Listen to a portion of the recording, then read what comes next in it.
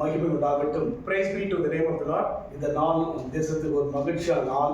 This day is a special day for our nation. குடியரசு தினம். It is a republic day. நம் யாவருக்கும் குடியுரிமை கொடுக்கப்பட்ட விசேஷமான தினம் இது. Republic, a freedom has been given to every individuals. நம் தேசத்தில் இருக்கிற யாவருக்கும் மகிழ்ச்சியான ஒரு நாள் இது. It is a happy day for entire people in our nation. இது உண்மைதான். It is true.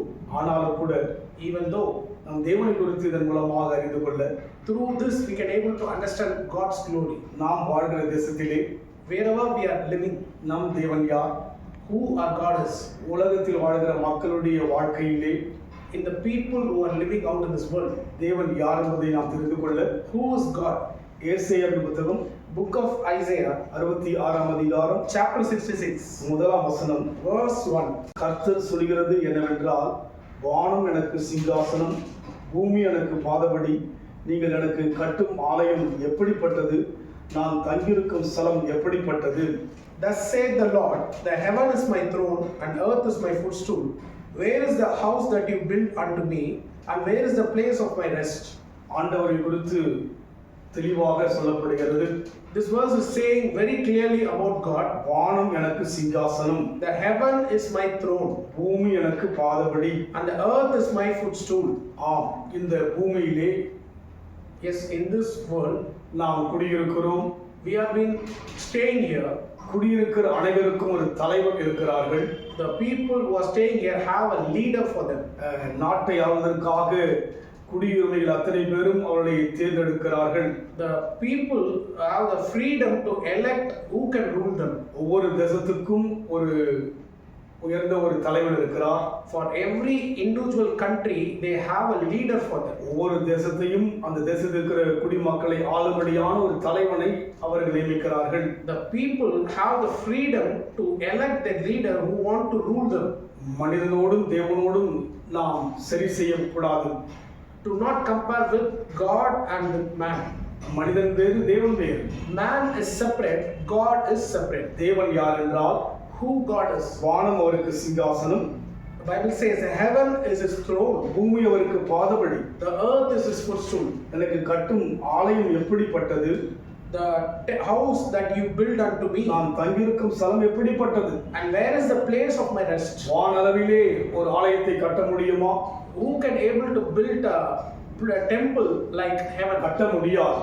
No one can build it. அதுதான் தேவன் சொல்கிறார். That is the word one God is saying. இதனால் மனிதன் கட்டின ஆலயத்திலே தேவன் இருப்பதில்லை என்று சொல்லி இதன் மூலமாய் அறிந்து கொள்ள வேண்டும். We can able to understand one thing.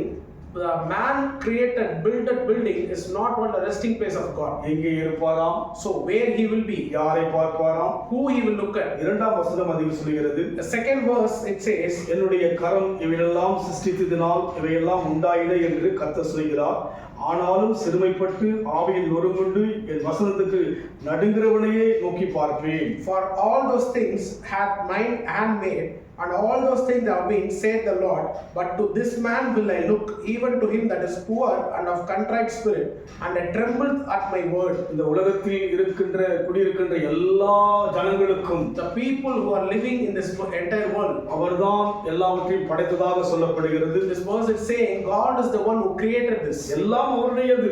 Everything belongs to God. ஒவ்வொரு நாட்டுக்கும் அது நாட்டின் மக்கள் சொந்தமாக இருக்கலாம். For each country their citizens are important, belong. அவர்கள் அந்த நாட்டினுடைய குடியுரிமைக்கான அதிகாரங்களை பெற்றிருக்கலாம். They received all authorities from their own country. அவையெல்லாம் உண்டாக்கினவர் தேவனாய் இருக்கிறார். All these things have been created by God. காரணம் வானம் அவருக்கு சிங்காசனம். Reason, he is the God who created the heavens. ஒரு குறிப்பிட்ட மனிதன் ஒரு நாட்டைத்தான் ஆள முடியும். A particular man can able to rule one country.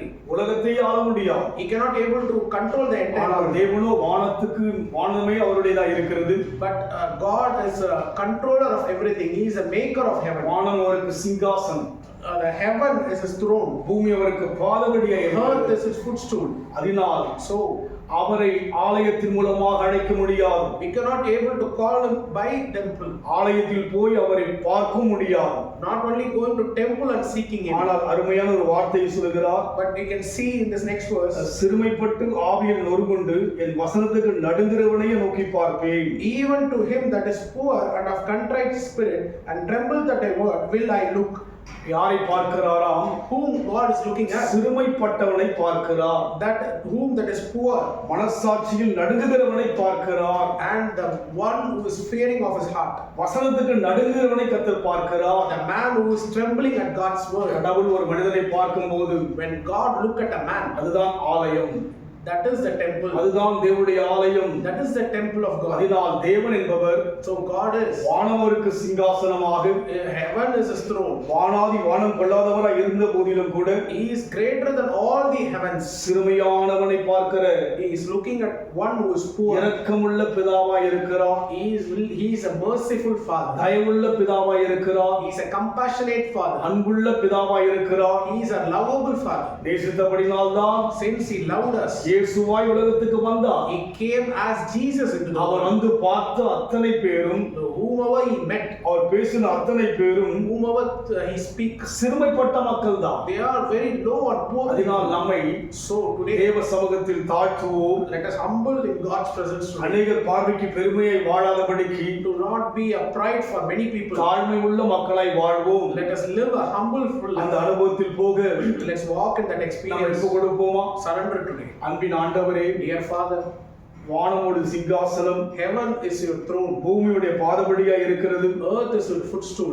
உமக்கு யார் ஆலயத்தை கட்ட முடியும்? Who can build a temple? இந்த for you? உலகத்தில் யாராலும் கட்ட முடியாது. No man can able to do இந்த that. உலகத்தில் பெரிய பெரிய ஆலயம் என்று சொன்னாலும் We can able to see many அங்கே great நீர் வருவது temples. இல்லை ஐயா. You are not going on there. எங்கே வருகிறீர்? Where you are coming? யாரை பார்க்கிறீர்? Whom you are looking at? சிறுமைப்பட்டு The people, one is poor, ஆவியில் நொறுங்கி the one who is contrite spirit, நொறுமுண்ட ஒரு ஆத்துமா the soul which is contrite, உடைந்து வருகிறவனை the broken spirit. நோக்கி பார்க்கிறவராக You are looking at that. இரக்கமுள்ளவராய் இருப்பதற்காய் ஸ்தோத்திரம். Thank you for being merciful. ஆண்டவரே, அந்த அனுபவத்தில் நடத்துங்க. Help us to walk in நாங்கள் this பெருமையுள்ள மக்களாய் இல்லாதபடிக்கு We are not the people of pride and proud. தாழ்மையுள்ள மக்களாய் இருக்க Help us to be humble. எங்களை நேசிப்பது போல Thank you for loving யாரை us. நேசிக்கின்ற கிருபையை தாங்க. Help us to love others. also. லீகால சந்தரா, Oh, we thank you, Lord. அந்த அனுபவம் என்னை உயர்த்தும். That experience will lift me up. இயேசுவின் நாமத்தில் பிதாவே, In Jesus' name I pray. கர்த்தர் ஆசீர்வதிப்பாராக. God bless you.